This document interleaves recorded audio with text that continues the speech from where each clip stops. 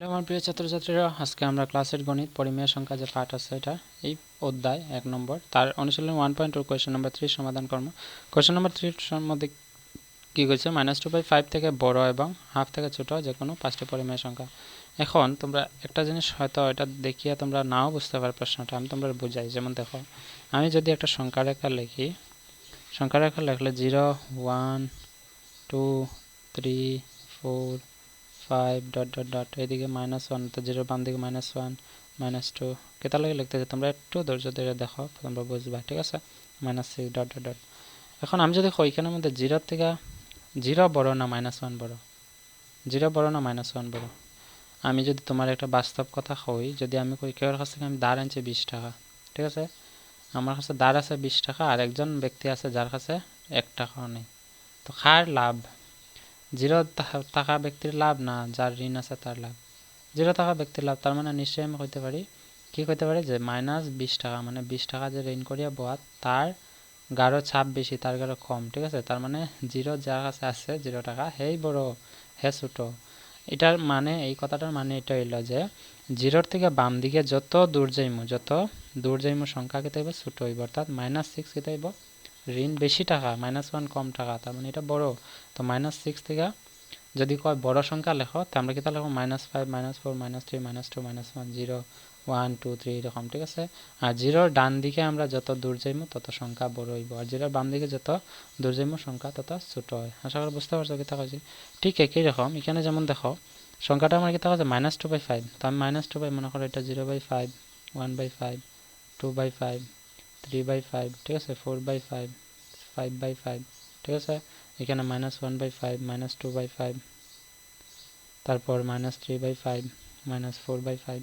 আমার যদি কয় যে -4/5 বড় না -3/5 বড়, 2/5 বড়, আমি কই -2/5 বড়। কেন? কারণ এই টাকাটা কম, ঋণটা কম আছে, এটা ঋণটা বেশি আছে। তো আমার 0 থেকে যত বাম দিকে দূর যাইম আমরা জানি কি সংখ্যা মানে শত ছোট হয়। তো আমার এখানে -2/5 -2/5 বড় না 1/2 বড়?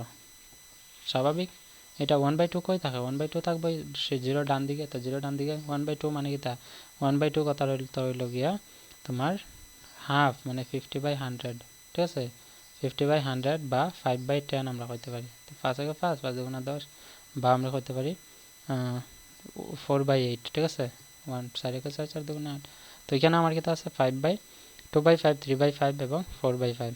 তো 3/5 কথার অর্থ হলো কিতা, 3/5 হলো গিয়ে আমার যদি 5 দিয়ে আমি 3 রে ভাগ দিই, আমার কত আইব, 5 30 না নি 0.6 আইব, ঠিক আছে, 0.6। বুঝছো আশা করি।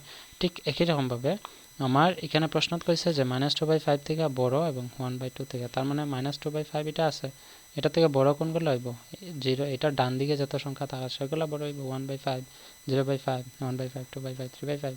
কিন্তু 1/2 কোন জায়গায়?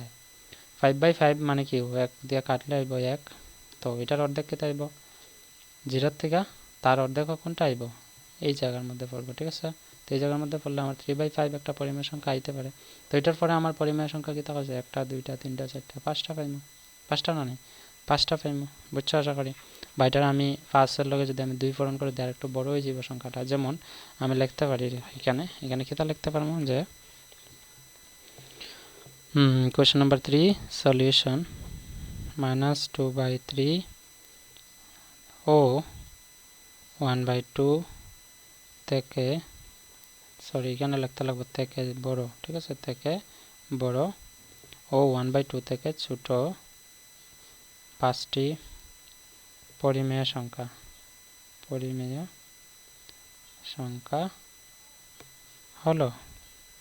হলো কি কি পাইমু, -2/5 এর আগে পরে পাইমু -1/5, তারপরে 0 পাইমু, 0/5 লেখা আর 0 লেখা একই কথা, তো আমি 0 লিখছি। তারপরে পাইমু 1/5, তারপরে পাইমু 2/5, তারপরে পাইমু 3/5। কয়টা হয়েছে, 1 2 3 4 5টা হয়ে গেছে। তো এটা হয়ে গেছে আমার কারেক্ট আনসার। বুঝছো আশা করি।